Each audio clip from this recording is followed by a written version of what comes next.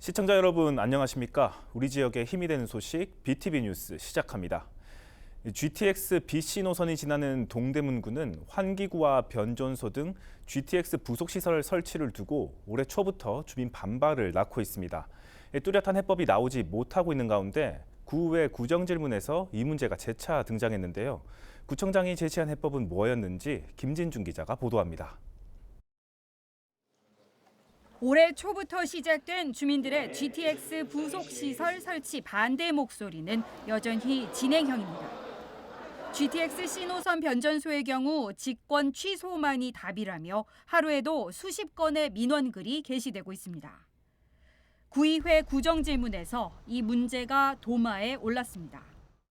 국토부 안대로 시행사 현대건설 안대로 GTX 변전소가 L6 앞에 세워진다면 그때는 뭐라고 하실 겁니까?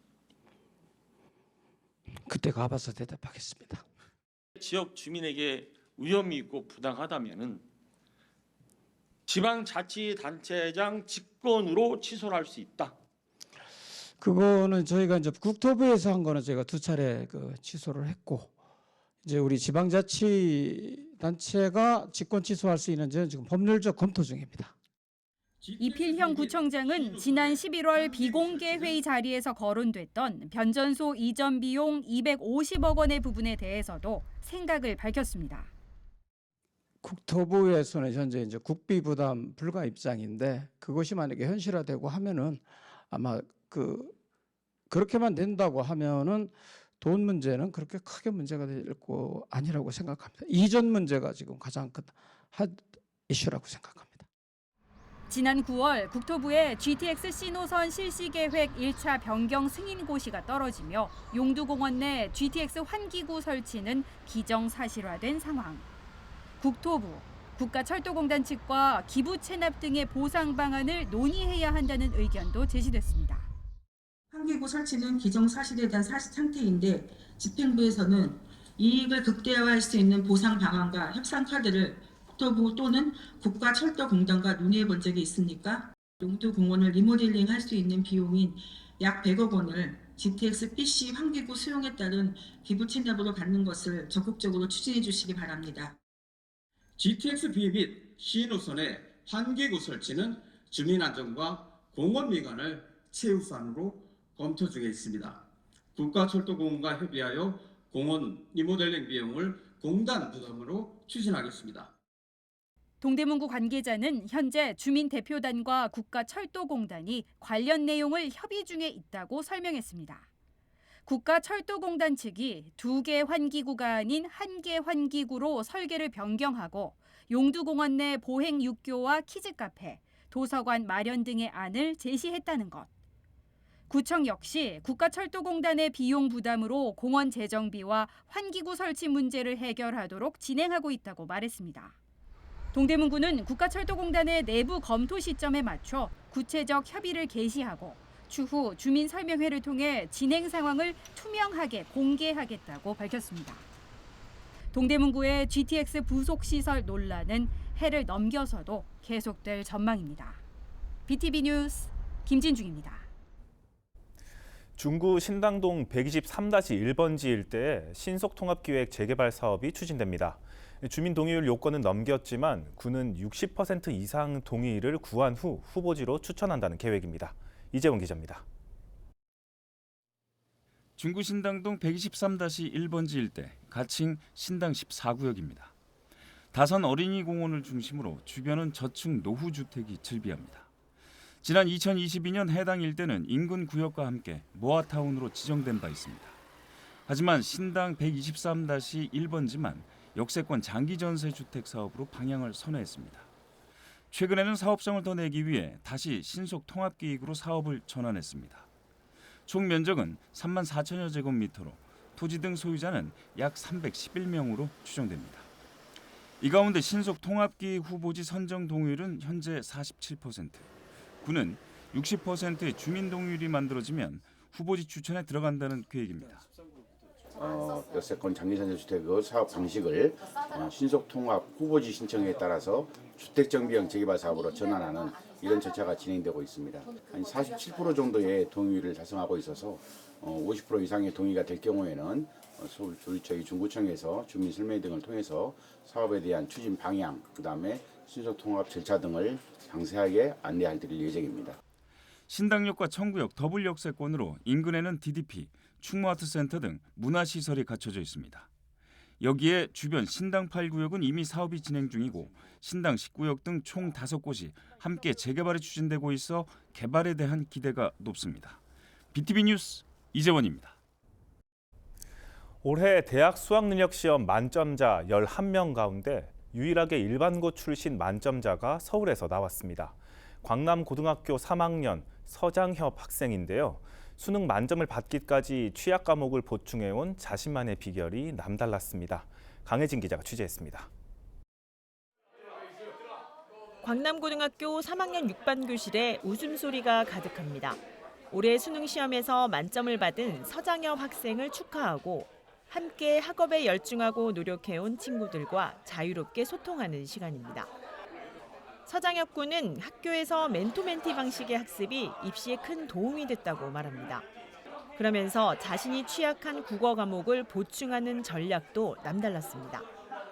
논리에 비약이 있는 부분이라든지 완전히 알지 못했던 개념 이런 거를 이제 멘티 친구가 질문을 해주면서 서로 보완해 나가고 국어를 일단 공부량을 최대한 많이 할당을 하고 그리고 좀 틀렸을 때 약점이라든가 뭐 그런 것들을 더 면밀하게 살펴서 안 틀리도록 가장 주의를 많이 기울인 것 같아요. 전국에서 유일한 일반고 수능 만점을 얻기까지 자유롭게 학업을 할 수 있는 일반고 프로그램이 큰 원동력이 됐습니다. 학교에서 그런 거를 진행하기도 하거든요. 스터디라든가 뭐 진로 탐색, 뭐 그룹 활동이라든가 뭐 그런 것들이 이제 많이 운영이 되고 하니까 다들 열심히 하게 되는 일종의 원동력이 되는 것 같아요. 평소 학습 태도는 물론 어려운 문제도 친구들과 함께 푸는 등 서군의 인성도 칭찬 대상입니다. 쉬는 시간이나 점심시간이나 친구들이 뭐 공부하다가 모르는 게 있으면 모르는 문제가 있으면 장엽이에게 와서 같이 상의하고 함께 배우고 장엽이가 또 나눔을 실천하는 그런 모습이 가장 인상 깊었습니다. 성동광진교육지원청 등 지역사회에서도 축하가 이어졌습니다. 일반고 전성시대를 추구해온 서울교육의 방향성에 서장협 군이 대표 사례가 됐기 때문입니다. 구청과 협력을 해서 교육경비 보조금을 받아서 아이들이 학원을 갔다 오면 자발적으로 12시까지 본인이 원하는 아이들은 자연스럽게 또 그날의 마무리 공부를 할 수 있도록 다른 학교의 광남고등학교 여러 일반고의 어떤 성과를 다른 학교들에게 이제 공유할 수 있는 그런 프로그램들을 저희들이 교육청 차원에서 안내도 하고 지원도 할 계획입니다. 올해 대입수능 전국 만점자 11명 가운데 유일하게 일반고 재학생으로 만점을 얻은 광남고등학교 서장협 군. 역대 만점자가 진학하던 의대와 달리 서군은 자신이 좋아하는 컴퓨터공학과에 진학해 미래 공학 박사가 되겠다는 큰 포부를 전하며 일반고 후배들도 응원합니다. 강의라든지 다 시도를 해보시고 가장 자신에게 맞는 거를 잘 찾아가지고 그 길로 쭉 밀고 나가시면 좋은 결과 있을 거라고 생각합니다. BTV 뉴스 강혜진입니다. 혼자 살다 보면 필요하지만 따로 구매하기 애매한 물품들이 많습니다. 최근 혼자 사는 일명 나홀로족이 증가하고 있는 가운데 서대문구에서 이런 생활용품을 손쉽게 무료로 빌릴 수 있는 지원이 이뤄지고 있습니다. 강현준 기자의 보도입니다. 서울 서대문구에 위치한 1인 가구 지원센터. 홀로 사는 가구들이 사회적 관계망을 넓혀갈 수 있도록 마련된 지역 네트워크 공간입니다. 지난해 통계청 자료 기준 서대문구 1인 가구는 5만 6천 가구를 넘습니다. 전체 가구의 40%를 넘으며 가장 큰 비중을 차지하는 겁니다. 실제로 지난 7월 센터가 문을 연 뒤 월 평균 110명 넘는 인원이 방문하고 있습니다. 정서적, 심리적인 이제 외로움, 그런 부분들이 가장 크다고 볼 수 있어서 그분들의 어떤 사회적 관계망을 형성하고 확대하기 위해서 프로그램 내에서 서로 소통을 조금 증진할 수 있도록 지역 네트워크의 활성화 공간이라고 할 수 있습니다. 이번 달부터 1인 가구들을 위한 물품 대여 서비스도 시작됐습니다. 혼자 살면서 생활에 필요하지만 직접 구매하긴 부담스러웠던 물품들을 무료로 빌리는 방식입니다. 보풀 제거기, 종아리 안마기부터 전동 드릴, 가정용 공구 세트까지 다양한 물품을 사전 예약만 하면 간편하게 이용할 수 있는 겁니다. 최신형 실내 그릴이나 빔 프로젝터 등의 제품들도 준비돼 향후 대여 물품 폭도 확대됩니다. 1인 가구분들이 많이 하셨던 말씀 중에서 공구 세트를 구매하시기 경제적으로 조금 어렵다라고 말씀을 해주셔서 그러면 1인 가구분들이 혼자 사시면서 좀 구매하기 어려운 생활 물품을 좀 대여해드리면 좋겠다라고 생각이 들어서 서비스를 좀 준비하게 됐습니다. 앞으로는 물품 종류를 조금 더 늘려서 서비스를 확장해 나갈 예정이에요. 서대문구에 사는 주민 외에도 지역의 학교 또는 직장을 다니는 서대문구 생활권자도 지원받을 수 있습니다. 한 명당 최대 2개 물품을 일주일 동안 빌릴 수 있습니다. 기간 연장이 필요한 경우 7일 동안의 추가 연장도 가능합니다. 서대문구는 향후 증가하는 1인 가구들을 위한 다양한 교육, 문화 콘텐츠 등의 지원도 확대할 전망입니다. BTV 뉴스 강현준입니다. 종로구 경신고등학교에 6.25 참전 유공자 명비가 세워졌습니다. 명비에는 전쟁에서 희생된 경신고 출신의 유공자 69명의 이름이 새겨져 재학생들에게 호국, 보훈의 의미를 전했습니다. 현장에 강혜진 기자가 다녀왔습니다. 하나, 둘, 셋! 당겨주세요. 큰 박수 부탁드립니다. 6.25 참전 유공자 명비가 모습을 드러냈습니다. 높이 2.8m, 너비 1m 크기의 명비에는 6.25 전쟁에서 전사한 경신고등학교 출신 69인의 이름이 새겨졌습니다. 6.25 참전 호국 영웅 명비 사업을 추진하는 국가보훈부가 경신고를 졸업한 영웅의 명비를 모교에 세운 겁니다. 자랑스러운 선배님들의 이름이 새겨진 명비는 우리 경신의 자랑이요, 대한민국의 동량으로 자라날 여기 계신 후배님들께 나라 사랑과 호국 보훈의 의미를 되새기는 산 교육이 장이 될 것이라고 생각합니다. 경신고를 졸업하고 6.25 전쟁에 참전해 생존한 유공자와 유족들도 명비 제막식에 참석했습니다. 아픈 전쟁의 기억이지만 젊음을 바쳐 헌신했던 역사를 후손들이 제대로 알아가길 바랍니다. 그렇게 어려워요. 전쟁 상황이 되는 것이. 불확실하고 언제 터질지 모르고. 죽기 전에 이걸 키워야 되겠다는 그 수고는 있었어. 그런데 이렇게 해결되니까 보훈부에서 너무너무나 잘 지원해 주시고 아주 좋죠. 같은 해 6.25 전쟁에서 전사한 아버지의 모교를 찾은 유족들도 감회가 남다릅니다. 아버지 이름이 이렇게 새겨진 걸 보고서 정말 아버지의 업적, 그러니까 아버지의 그 사랑, 그걸 다시 느끼면서 제가 2세로서 뭔가 더 해야겠다는 그런 사명감을 느껴요. 앞으로도 더 할 일이 많다, 그걸 느끼고 있습니다. 독립투사에 이어 전쟁에 가담한 선배들의 이름이 명비에 각인된 모습을 본 재학생들은 자랑스러운 마음을 전합니다. 참전하신 용사분들이 이렇게 걸려 있거든요. 그래서 그거를 맨날 보면서 좀 더 열심히 해야겠다라는 생각이 계속 들었는데 이번에 이렇게 비서까지 생기면서 계속 등교하면서 계속 볼 수 있고 그분들로 인해 더욱더 자랑스러운 학교가 될 수 있을 것 같습니다. 도산 안창호 선생, 우사 김우식 등 독립운동가를 길러낸 명문 경신고등학교. 학생들의 등하굣길에 세워진 6.25 참전 명비를 지나치며 선배들의 숭고한 희생 정신과 역사의 의미를 되새기게 됐습니다. BTV 뉴스 강혜진입니다.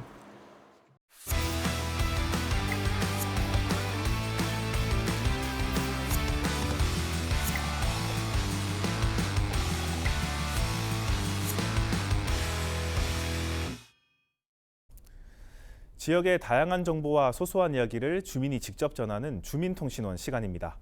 코로나 팬데믹 이후 지역 커뮤니티 사업 규모가 대폭 줄었거나 사라졌다고 합니다. 동대문구에서는 이를 안타까워했던 기존 마을활동 단체들이 마을활동 지원 사업을 운영했다고 하는데요. 동대문을 담당하는 심소영 통신원을 통해 이와 관련한 이야기를 들어보겠습니다. 심소영 통신원 나와 계십니까? 네, 안녕하세요. 함께 살아가는 동네 소식을 전하는 동대문구 주민통신원 심소영입니다. 반갑습니다. 네, 동대문구에서 마을 사람들이 지원하는 모두를 위한 마을 활동 사업을 취재했다고 들었습니다. 어떤 프로젝트인지 소개 부탁드립니다. 네, 2012년부터 마을 공동체 지원 사업으로 활동했던 마을 모임들이 10여 년이 지난 지금은 마을 단체로 성장하여 활동을 이어가고 있습니다. 앞서 말씀하신 대로 코로나 팬데믹 이후 이런 마을 커뮤니티 활동이 사라지고 있는데요. 이를 안타까워하는 동대문구 마을 활동 단체들이 돈과 마음을 모아 직접 지원했다고 합니다. 네, 모두를 위한 마을 활동, 마을 단체들이 돈도 모으고 마음도 모았다고 하셨는데 구체적으로 어떤 단체들이 얼마의 예산을 만들어서 어떻게 지원한 사업입니까?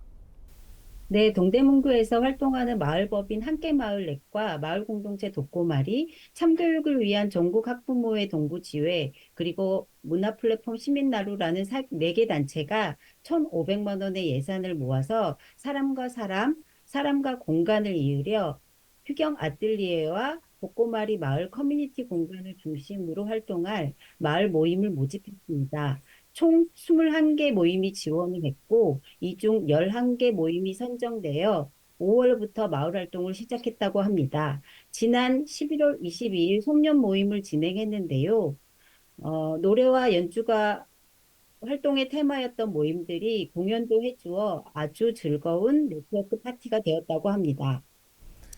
네, 선정된 11개의 모임은 어떤 테마로 활동하셨는지도 소개 부탁드립니다.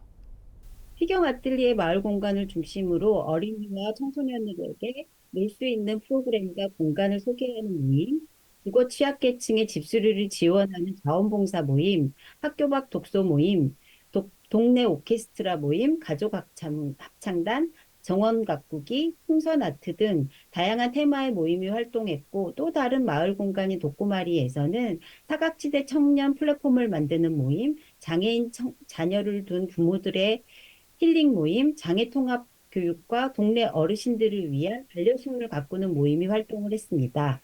참여한 사람들은 100만 원이라는 지원금도 모임의 큰 동력이 되었지만 마을 사람들이 모일 수 있는 공간을 제공한다는 것 자체가 큰 힘이 되었다고 합니다.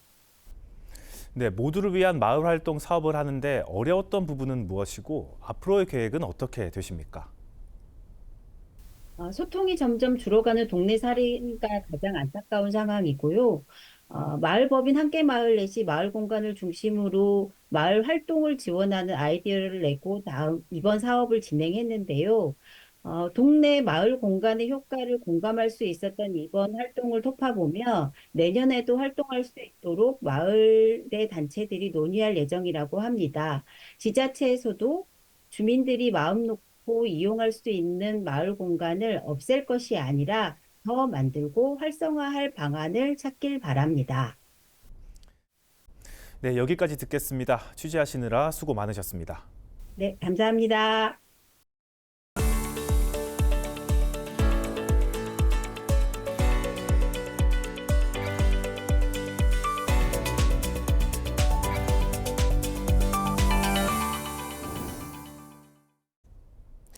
수도권 대출 규제가 강화되면서 이른바 마피가 붙은 분양권 매물까지 등장했습니다.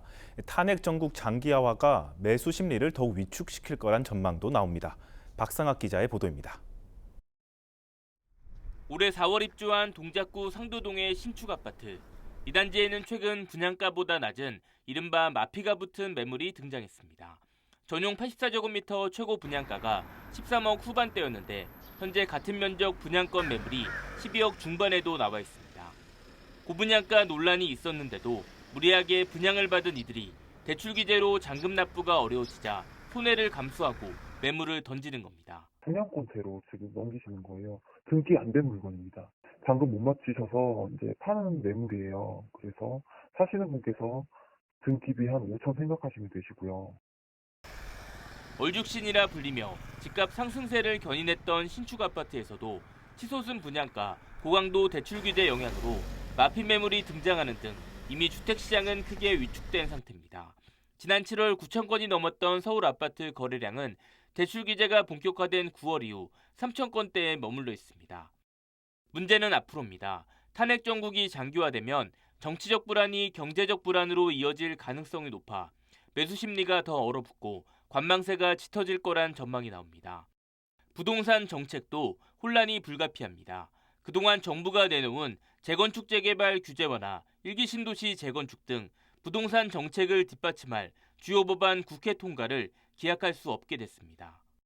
이 계엄 사태가 터짐으로 인해서 매수 심리들이 많이 위축이 되어서 일정 부분의 어떤 조정이나 하락할 가능성은 있다라고 봐야 되죠. 전문가들은 시장 불확실성이 해소되기 전까지 관망세가 이어질 것으로 전망했습니다.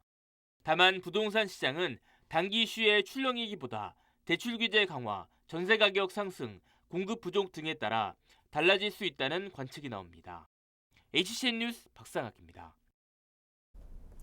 갑작스러운 비상계엄 사태 이후 윤석열 대통령과 김용현 전 국방부 장관의 묘교인 충암고등학교가 비판의 대상이 됐습니다. 교장 선생님은 학교와 학생들을 지켜달라고 호소했고 학생회도 비난을 중단해달라고 요청했습니다. 이세신 기자의 보도입니다.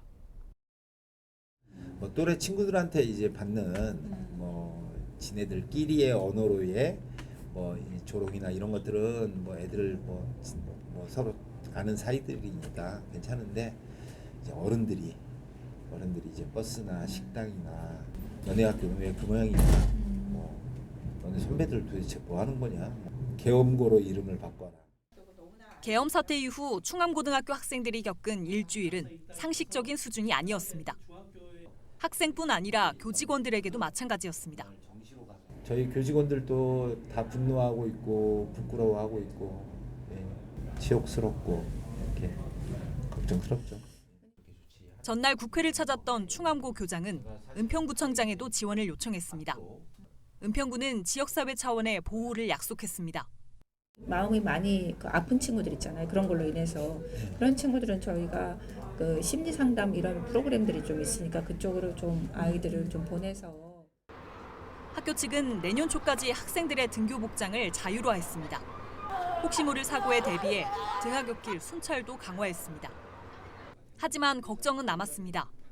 학생들의 피해가 알려진 이후 이번엔 거꾸로 된 항의 전화를 받고 있습니다. 너네가 대통령을 지켜줘야지 모교가 그래서야 되냐, 항의 전화가 또 다시 반대급부로 이제 나오기 시작했습니다. 이게 이제 또 학생들한테 위해가 되는, 위해로 이제 작용되는 그런 이제 폭력이나 이런 것들이 발생할까봐 좀 굉장히 노심초사하고 있는 상황이고요. 충암고 학생회도 나섰습니다. 학교를 향한 비난을 멈춰달라며 스스로 비상계엄을 비판하는 내용의 입장을 낸 겁니다. 학생들의 성명서 발표를 지지해준 교장 선생님은 어른들의 역할을 강조했습니다.